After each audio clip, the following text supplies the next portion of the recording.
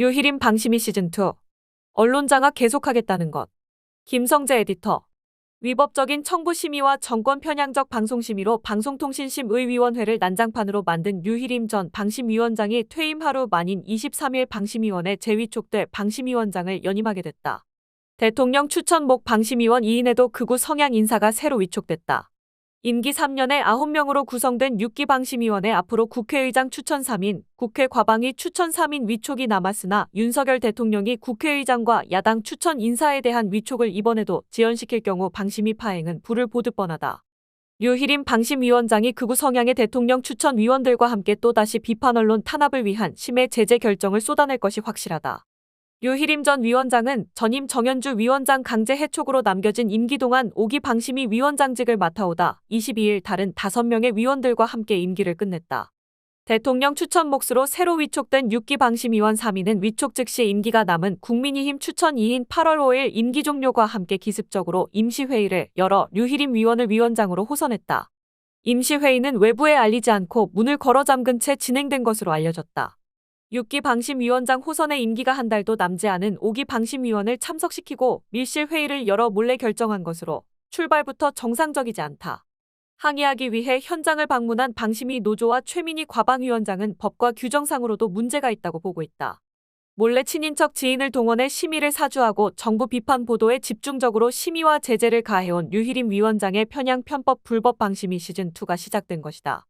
이번에 위촉된 대통령 추천 방심위원 2인의 이력을 보면 류희림 방심위가 앞으로 어떻게 운영될 것인지 눈에 선하다.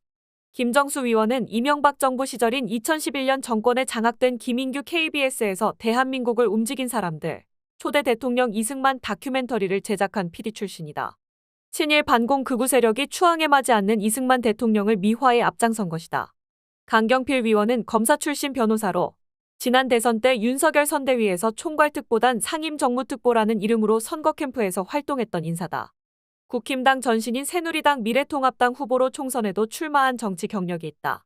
이진숙 씨를 방통위원장에 내정하고 류희림 방심위원장을 연임시킨 데다 이런 극우 성향 인사들을 방심위원에 위촉한 것을 보면 윤석열 대통령은 총선 이후 하나도 달라진 것이 없다는 것이 명확해졌다. 총선 참패 직후 언론을 장악할 생각이 없다고 한 말은 역시나 헛소리였던 것이다. 윤 대통령이 류희림 위원장을 재위촉해 위원장직을 연임토록 한 이유는 한 가지다. 그가 윤 대통령의 수호천사 역할을 해왔기 때문이다. 이른바 김만배 신앙님 녹취록 보도를 가짜뉴스로 몰아붙이고 이 내용을 보도한 방송의 심의결정 최고 수위인 법정제재를 마구 찍어낸 것이 바로 류희림 위원장이다. 김건희 씨 주가조작 명품백 수수 관련 보도에 줄줄이 중징계를 내리고 총선을 앞두고 MBC 뉴스의 파란색 숫자 1 기상예보 복면가왕 숫자 9에 야당 편향이라는 황당한 심해 제재를 가한 것도 류희림 방심이었다. 윤석열 대통령이 신뢰와 보훈의 선물을 줄 만하다. 그러나 류희림 위원장이 받은 보훈의 선물 탓에 민간 독립기구인 방심위의 공정성은 물론이고 존립의 이유까지 송두리째 무너지게 됐다.